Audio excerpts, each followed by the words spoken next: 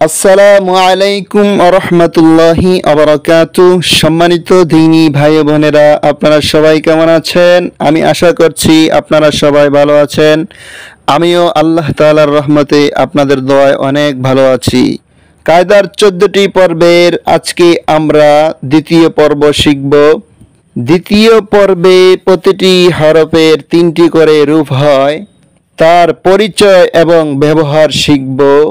তো ভিডিওটি মনোযোগ সহকারে শুনবেন এবং দেখবেন, আপনাদের জন্য পবিত্র কোরআনুল কারীম সহিহ শুদ্ধ করে পড়া সহজ হয়ে যাবে ইনশাআল্লাহ। তো সম্মানিত দিনী ভাই বোনেরা, আপনারা যদি আমার চ্যানেলে নতুন হয়ে থাকেন তাহলে প্রতিনিয়ত নিত্য নতুন ভিডিও পাওয়ার জন্য আমার এই চ্যানেলটি সাবস্ক্রাইব করে পাশে থাকা বেল আইকনটি অল করে দিবেন এবং লাইক কমেন্ট শেয়ার করে দিবেন ইনশাআল্লাহ। চলুন তাহলে দেরি না করে ভিডিওটি শুরু করে দেই। আউযু বিল্লাহি মিনাশ শাইতানির রাজীম। বিসমিল্লাহির রহমানির রহিম। এটি হচ্ছে পূর্ণ বা। শব্দের শেষে বা আসলে এভাবে ব্যবহৃত হয়ে থাকে। এটি হচ্ছে অর্ধভা।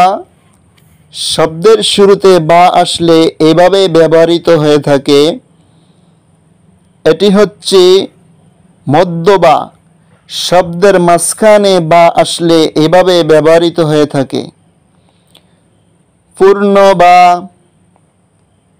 অর্ধবা, মধ্যবা, ভা বা বা। এটি হচ্ছে সদ। শব্দের শেষে সদ আসলে এভাবে ব্যবহৃত হয়ে থাকে। এটি হচ্ছে অর্ধ সদ। শব্দের শুরুতে সদ আসলে এভাবে ব্যবহৃত হয়ে থাকে। এটি হচ্ছে মধ্য সদ। শব্দের মাঝখানে সদ আসলে এইভাবে ব্যবহৃত হয়ে থাকে। পূর্ণ সদ, অর্ধ সদ, মধ্য সদ, সদ সদ সদ। এটি হচ্ছে পূর্ণতা। শব্দের শেষে তা আসলে এইভাবে ব্যবহৃত হয়ে থাকে।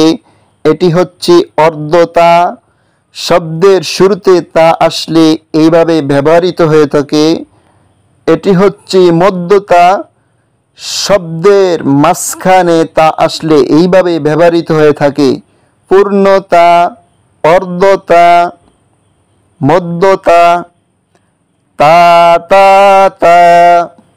এটি হচ্ছে দদ।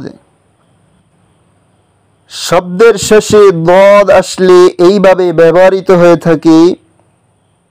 এটি হচ্ছে অর্ধবদ। শব্দের শুরুতে বদ আসলে এইভাবে ব্যবহৃত হয়ে থাকে। এটি হচ্ছে মধ্য বদ। শব্দের মাঝখানে বদ আসলে এইভাবে ব্যবহৃত হয়ে থাকে। বদ বদ বদ। এটি হচ্ছে সা। শব্দের শেষে সা আসলে এইভাবে ব্যবহৃত হয়ে থাকে। এটি হচ্ছে অর্ধ সা। শব্দের শুরুতে সা আসলে এইভাবে ব্যবহৃত হয়ে থাকে। এটি হচ্ছে মধ্য সা। শব্দের মাঝখানে সা আসলে এইভাবে ব্যবহৃত হয়ে থাকে। সা সা সা। এটি হচ্ছে আইন। শব্দের শেষে আইন আসলে এইভাবে ব্যবহৃত হয়ে থাকে। এটি হচ্ছে অর্ধ আইন। শব্দের শুরুতে আইন আসলে এইভাবে ব্যবহৃত হয়ে থাকে। এটি হচ্ছে মধ্য আইন। শব্দের মাঝখানে আইন আসলে এইভাবে ব্যবহৃত হয়ে থাকে। আইন আইন আইন। এটি হচ্ছে পূর্ণ নুন।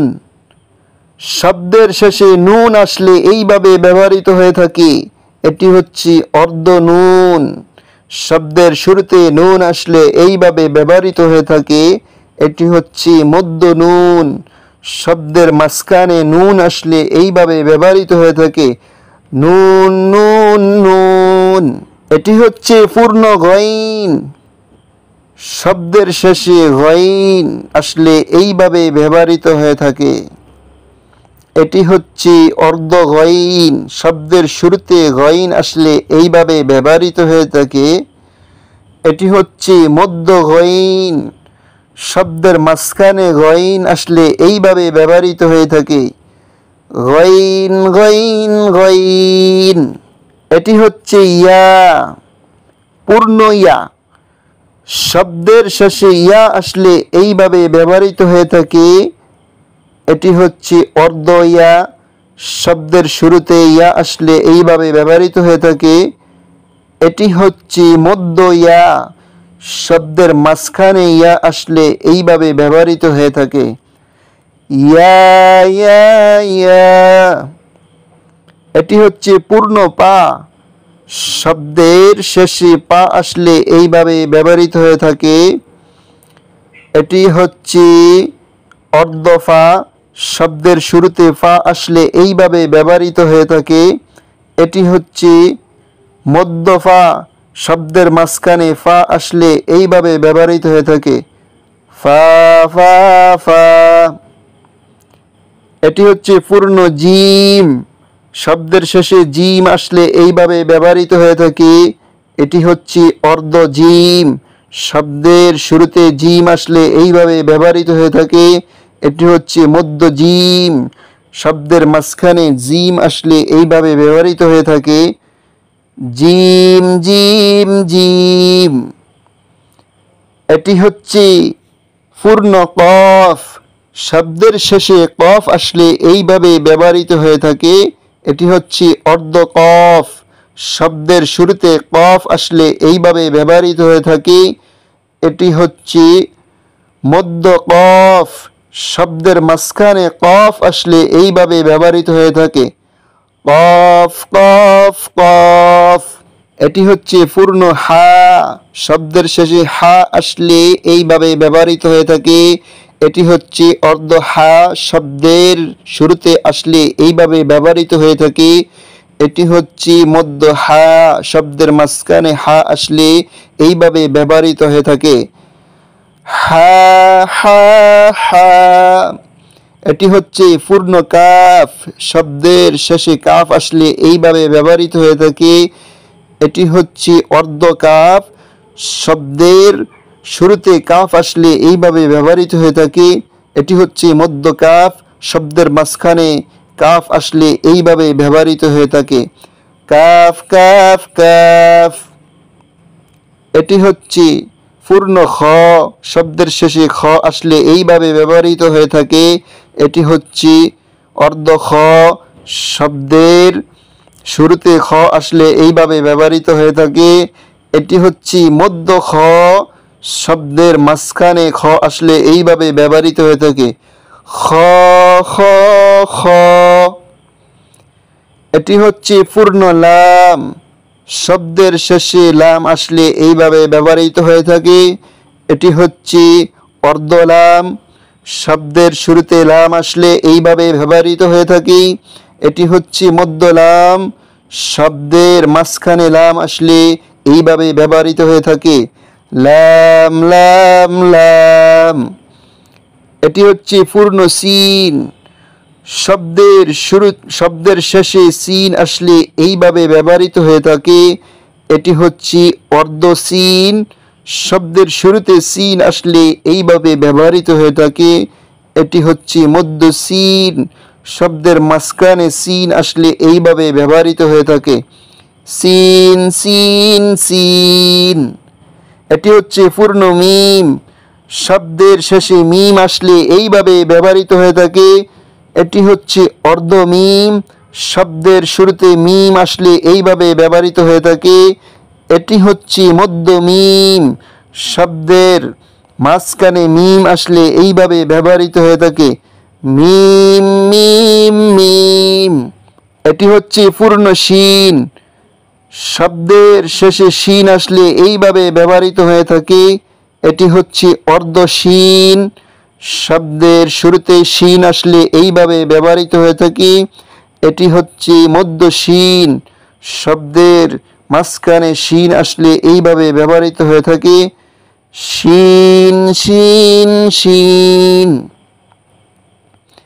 এটি হচ্ছে হা শব্দের শুরুতে এবং শেষে আসলে এইভাবে ব্যবহৃত হয়ে থাকে।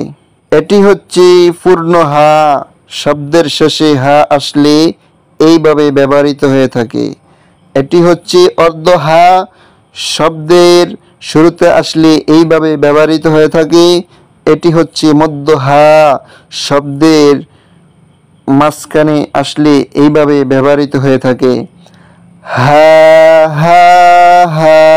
তো সম্মানিত দিনী ভাই বোনেরা, আজকের ভিডিওটি আপনাদের কাছে কেমন লেগেছে তা কমেন্ট করে কমেন্ট বক্সে জানিয়ে দিবেন ইনশাআল্লাহ।